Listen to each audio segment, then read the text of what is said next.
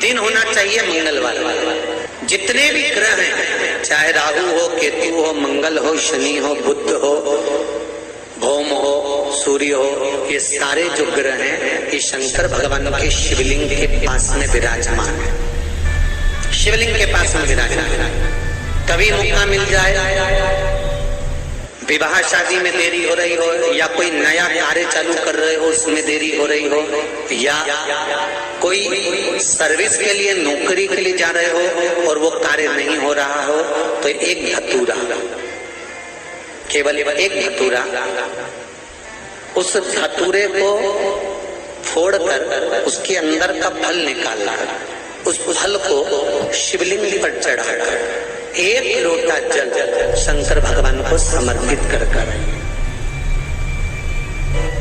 कौन सा दिन होना चाहिए?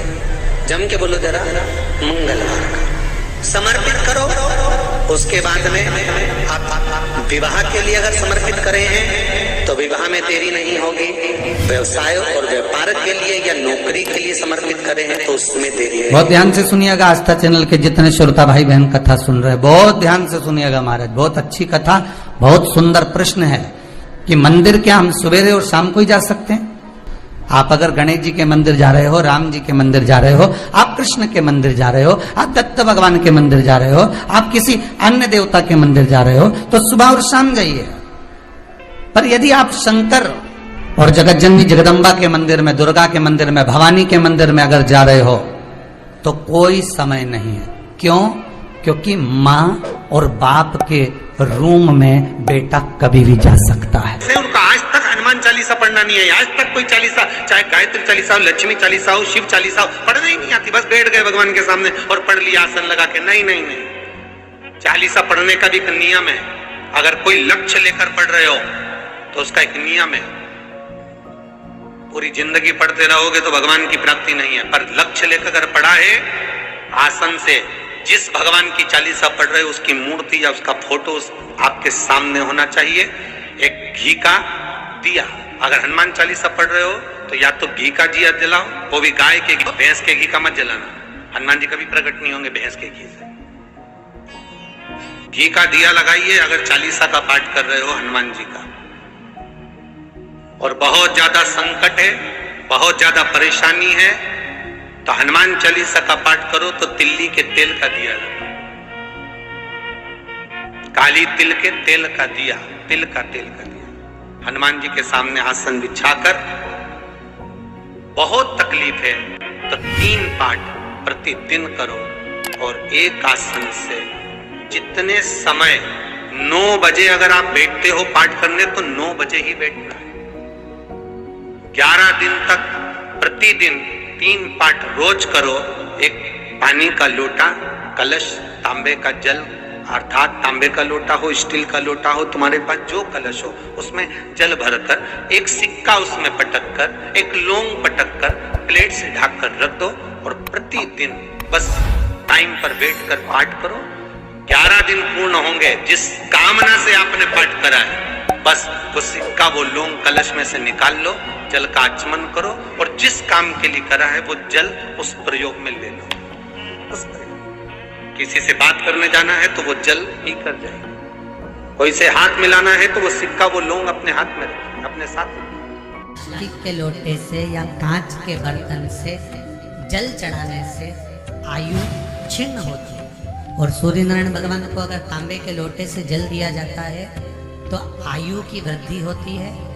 और दिन भर में अगर कोई काम अटकने वाला है तो वो काम का रास्ता खुल जाता है और शरीर की बीमारी समाप्त हो जाती है। शरीर की बीमारी समाप्त हो जाती है। घर की माताओं को एक नियम सर से चालू कर देना चाहिए। क्या नियम?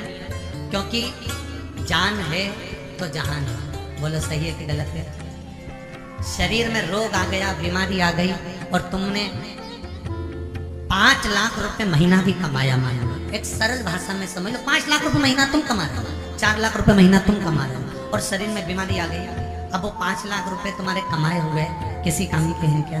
हॉस्पिटल में जाओगे, दवाई में, गोली में, जांचों में वो समाप्त होते चले जाएगा। तुमने कमाया किसके लिए था? अपने बच्चों के लिए। मेहनत किसके लिए करी? अपने बच्चों के लिए। परिश्रम किसके लिए करा? आगे बढ़ने के लिए। और मालूम पड़ा कि तुम बीमार पड़ गए, जितना तुमने कमा कर जोड़ा था वो सब तुम्हारी बीमारी में लग गया। तो ऐसा कमाना कोई फायदे का है क्या?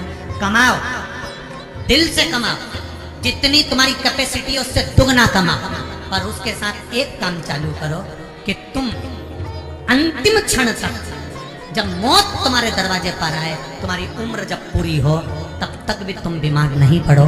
उसके लिए एक काम चालू कर दो कि नए साल से हमें तांबे के लोटे में पानी भरना है, सिर से 8 इंच ऊपर रखना है, सूर्य को अर्घ देना है, और जो पानी नीचे गिरेगा उस पानी में से सूर्य का दर्शन करना है। वो पानी जब हमारे शरीर के इस हृदय रेखा के सम्मुख से, इस कपाल रेखा के बीच में से, मध्य से उस पानी की धार जब सूर्य की किरण देगा तो हमारे शरीर में कोई बड़ी बीमारी, ना कैंसर, ना लीवर, ना किडनी, कोई अटैक पटैक आ ही नहीं सकती।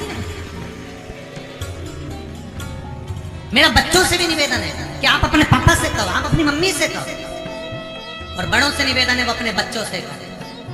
बुजुर्ग माताओं से निवेदन है, अगर आप अपने बच्चों को सुखी देखना चाहती हो, बीमारी में पैसा नहीं लगाना चाहती, आप अपने बच्चों को अंत समय अपनी आंखों से उसको तड़पता हुआ नहीं मरना देखना चाहती, तो सूर्य को अर्घ देना चालू कर दो। क्योंकि सूर्य की किरण जल के साथ जब इस शरीर पर पड़ती है तो शरीर में कोई बीमारी टिक ही नहीं सकती। ये श्रीमद् शिव महापुराण की कथा कर रहे हैं। ये ज्योतिष शास्त्र कहता है, रंग शास्त्र कहता है।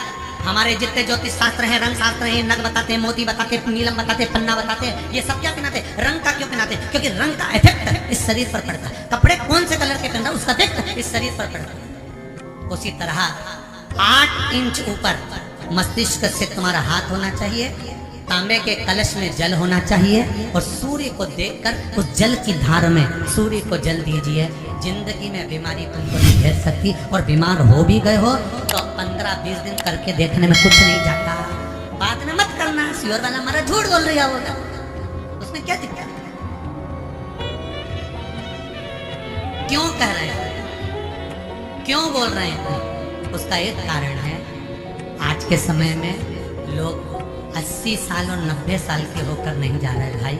आज के समय में लोग अटैक आता है, बीमारी आती है, कैंसर हो गया, शुगर हो गई, बीपी हो गया, 60, 70, 75, 55, 40 में लोगों के प्राण छूट जा रहे हैं।